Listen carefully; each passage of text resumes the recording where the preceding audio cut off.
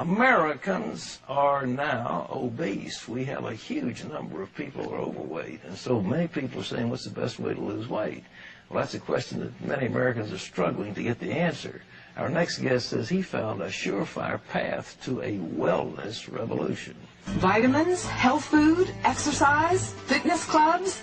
Despite this growing trend, only a small percentage of Americans really understand what it takes to stay healthy. In 1996, Paul PILZER, a world-renowned economist, became interested in the field of health and made some significant discoveries of his own. He then wrote the book, The Wellness Revolution. 61% of our population is overweight. And worse than that, 27% is clinically obese. That's overweight at a point where you don't know where to turn. Through his scientific research, Paul found out what you need to know to move from sickness and obesity to vibrant well-being. Paul ZANE PILZER is joining us to share some of his secrets of staying fit. It's in his new book called The Wellness Revolution. And there he is looking like Yul Brynner on the cover, just ready to start in The King and I. Paul, it's good to have you with us. It's great to be here. You are trained as an economist, an economic advisor on a couple of presidential administrations. What got you into wellness, fitness? Well, the same reason I became an economist. Growing up as a child of immigrants in the 1950s in Brooklyn, everyone wanted to know about economic issues. Although my education geared me towards science, I ended up going to Wharton and becoming a professor of economics because my family, my father, his uncles, that's what they wanted information about. They wanted to know how to make a living. 25 years later, as a very successful economist, I realized I'm now in the wrong field. What people mostly need in the United States, the #1 problem today, is health, as evidenced by the fact that 61% is overweight and 27% of our population, that's 77 million Americans, are clinically obese. That's shocking, isn't it? It's even more shocking to look at the trends. 20 years ago, the numbers were less than half that. So in the last 2 decades, while we're all talking about health, and it's all you see when you turn on the television or watch an ad, the population of obese and overweight people has more than doubled. That set me on a research quest to say, why is this happening? What did you discover? What I discovered was it was really an economic problem, not a scientific or biology problem. All right. In effect, we have a $1 trillion food industry in the United States. We pay farmers $40 million to produce food, but $940 billion, but $960 billion is paid to packaged food companies and fast food companies. The food companies in America today are primarily owned by the tobacco companies, and they make addictive processed foods. They study every one of their existing customers and say, how can I get them to consume more?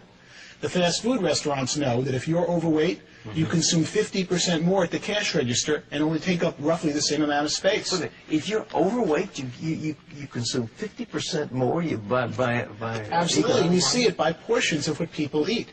So they study American consumers like rats in a laboratory. You have a favorite Christian singer, and all of a sudden you feel good about a certain addictive fast food. Guess who sang the commercial that's in the back of your mind when you go to buy it at the checkout counter? They study Americans like rats to increase consumption of their food products, and in doing so have more than doubled obesity and overweight in the United States.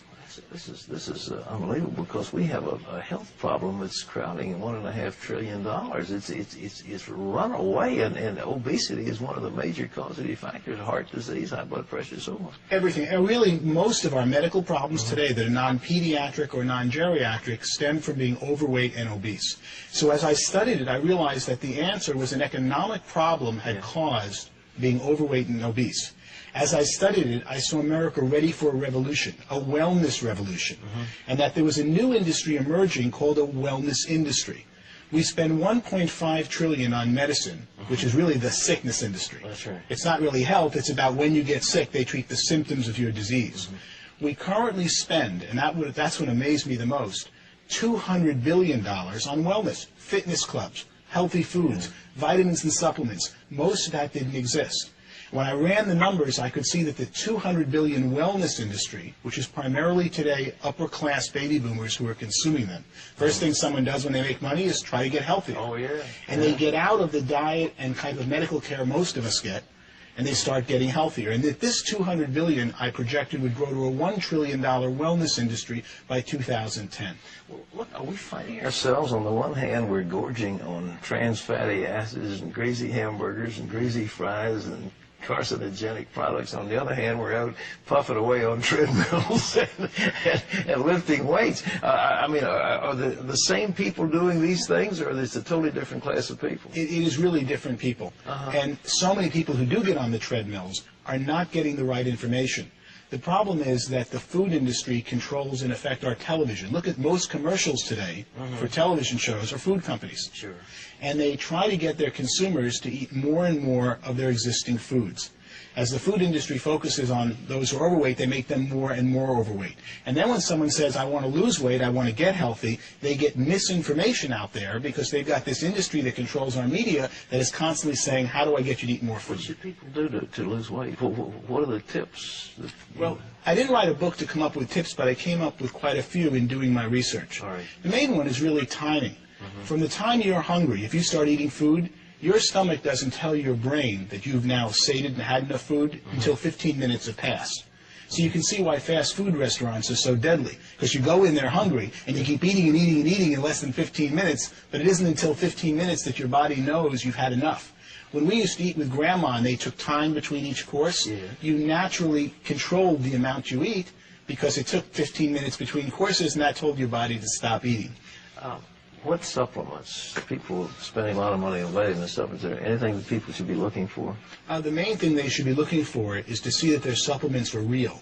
1/3 of the supplements that you purchase today in the store are not in the bottle what it says on the label, because supplements are an unregulated industry in this country.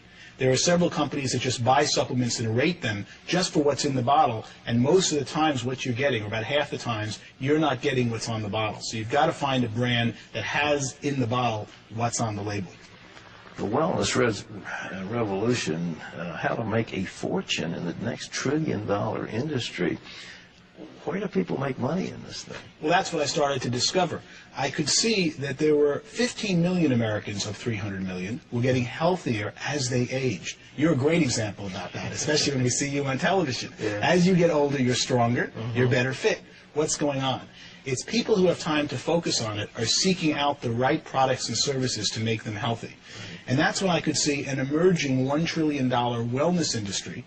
One of the most surprising parts of my research was to find that it already reached $200 billion. But if you think of what you now spend on supplements, on fitness, on weight training, in time and money that you never dreamed you even needed 20 years ago. That's exactly right. You are a very typical consumer of this upper crust that's becoming and will become the entire nation, I believe, as this new wellness industry emerges.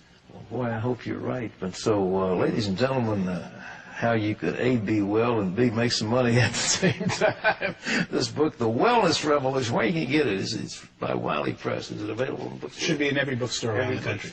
Paul, Zane, PILZER, thank you so much for being with us. Thank you very much. It's a real honor. All right. Terry, what's